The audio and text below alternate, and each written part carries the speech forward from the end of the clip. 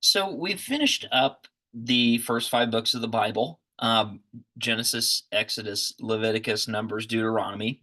We call that the Pentateuch or the Torah or the Law. And so once you've finished, I just want to take a little bit of time in this video to kind of take a step back and say, okay, so now what? Like what did we just read? What is all this and what's it mean for us? So just a couple interesting little points. There's sort of this triangular nature to the Pentateuch, to the Torah, and really to all of the Old Testament as well. So it's the relationship is primarily God to Israel, Israel being God's people. Not the modern nation state of Israel, but Israel as in the people who were brought out of Egypt, the people of Abraham, Isaac, and Jacob, right?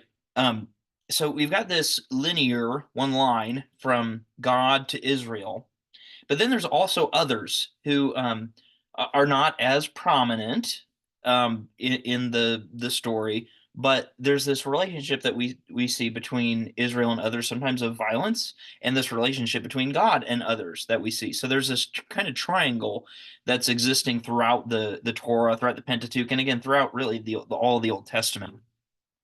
And if we kind of take a step back and say, then, okay, what is this? These first five books.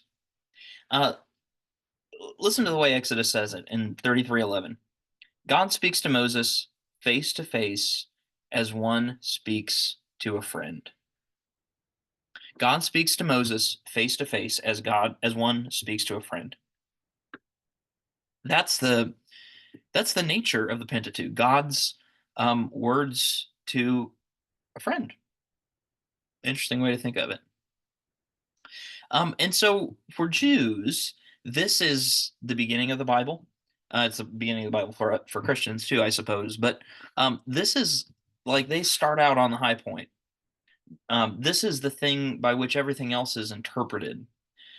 So in the synagogue lectionary, so the synagogue is the place where Jews worship, like our church, and the lectionary is a set of daily readings or weekly readings. We have that too in the Christian church, and um, some Christians use it, some Christians don't. And there's more than one lectionary, but generally speaking, the synagogue lectionary they stick to it a little bit more. And the Pentateuch is read continuously over the course of a year in about 50 different units. Um, the Torah is read as an act of worship. So it's not just this law, like here, do this and don't do that, but it is part of the integral part, we'll say, of worship for Jews. And so then the halakha, which is religious teaching, that's the Hebrew word for religious teaching. The halakha is restricted then to the 613 commandments in the Pentateuch. That's all that can be taught. Um, as far as do this and don't do that, and what God's will is. And the rest of the old, what for us is the Old Testament, what for them is the Bible. The rest of the Scripture can be used to support the Pentateuch, the Torah, but not independently of it. So it has to have a Torah base. All teaching has to have a Torah base. Let's talk about Moses a little bit. I touched on this in the last video, but um, one more thing on this. It is unlikely that Moses was actually the one who put pen to paper in for the Torah, for the Pentateuch. We call it the Law of Moses, and Jesus even refers to it as the Law of Moses. And it sometimes even says Moses wrote this, right? It's unlikely that Moses wrote it in the sense that you and I would think of it, that he sat down at his desk one day with a pen and wrote it out. Instead, it's written in the tradition of Moses. Moses is the central character. The authority comes from God first and foremost, but it has this a second layer of authority that comes from Moses. So it is in that way associated with Moses. And this is a little bit different way of thinking about authorship than we typically think in the 21st century. But actually, that was pretty common in the ancient world, to write in the voice of someone else, as a way to give something credibility. And so I'm going to go out on a limb and say Moses was not the actual one who wrote this, that these things were passed down, starting with Moses and his people, to people who later wrote it. And we you can tell if you get into the Hebrew of it that there are different voices being there are different voices in the writing, and it's almost like this kind of braided cord where you've got this strand here and this strand here and another strand here, and you braid them together, and that creates the Torah.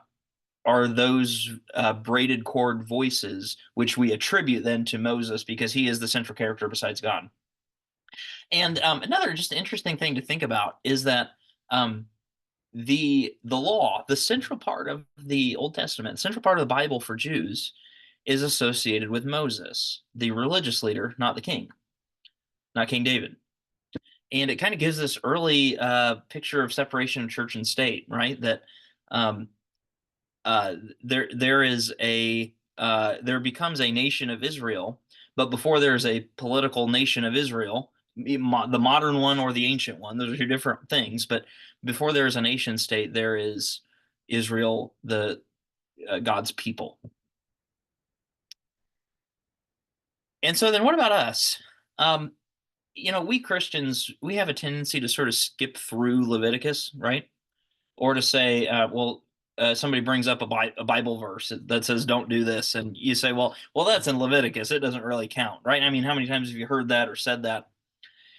And it's worth remembering that as we're reading the Old and New Testaments together, I think that's the best way to read it. Um, that Jesus specifically says, "I have not come to abolish the law. I've not come to abolish the Torah, but to fulfill it." He brings it to the forefront and reinterprets it. And so this is the law that Jesus was brought up in. This is the law that Jesus teaches. And in fact, it's if we could rewind and look at Jesus's childhood, this is the law that he was taught.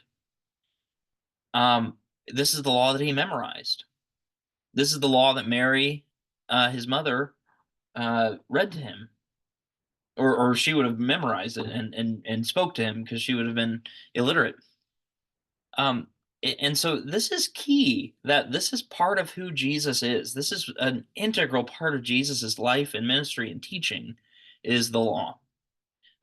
Remember the Shema in Deuteronomy 6:4-5, love the Lord your God with all your heart, your mind, your soul, and your strength. Jesus says this is the most important thing you can do, is to abide by the Shema. So simply said another way, Jesus and the law go together. You can't take the law out, or else Jesus doesn't make any sense. And so we ignore it or dismiss it at our own peril. And if when we ignore and dismiss it, we negate our understanding of Jesus. So Jesus came along and frankly complicated things a little bit, right? He said, well, some of these don't apply anymore, right? The food laws, he says, don't apply. And yet, this is the core of the Jewish religion that Jesus was brought up in. And so we get this kind of, as Christians, kind of complicated relationship with the law, with the Torah. And we have deferred to Jesus. Of course, we defer to Jesus, but this is still part of our Bible, part of our own worship, part of our own devotion.